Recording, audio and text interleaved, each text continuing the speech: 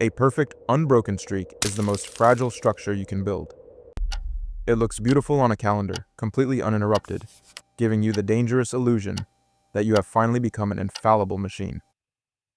Then a single crisis hits, you miss a Tuesday, and your entire psychological architecture collapses. Why does missing a single workout or failing to write for one morning entirely derail months of quiet momentum? The problem lies in how you measure success. You have likely internalized the idea that consistency is a pure endurance sport, a test of how long you can hold your breath without making a single mistake. When you build a daily routine based on flawless execution, you are essentially engineering a glass bridge. It can hold a tremendous amount of weight, and it looks spectacular in the sunlight, right up until the exact moment it shatters completely. Look closely at the individuals who have sustained high-level output, athletic training, or complex work for decades. They do not possess a larger reservoir of willpower than you do.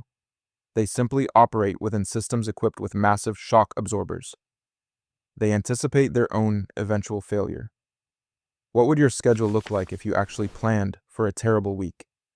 In her behavior change research, Katie Milkman found that giving people emergency reserves, explicitly allowing them to skip a few days without losing their goal status, resulted in significantly higher long-term adherence than holding them to a rigid standard.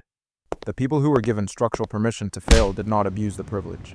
They simply recovered instantly when a bad day occurred.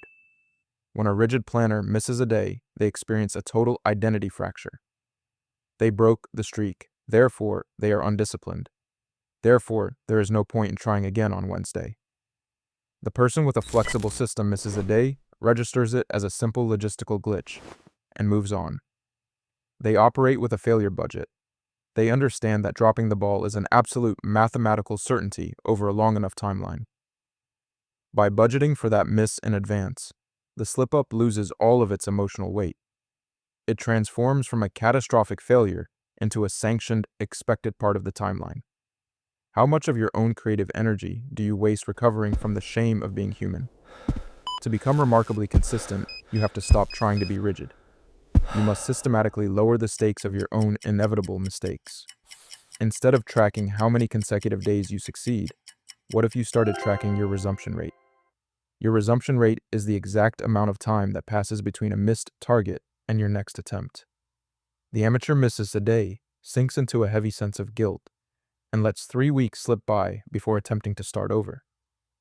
The professional misses a day, shrugs it off, and executes the very next morning. Their resumption rate is practically zero. You do not need an iron mind. You need a routine that is designed to bend without snapping.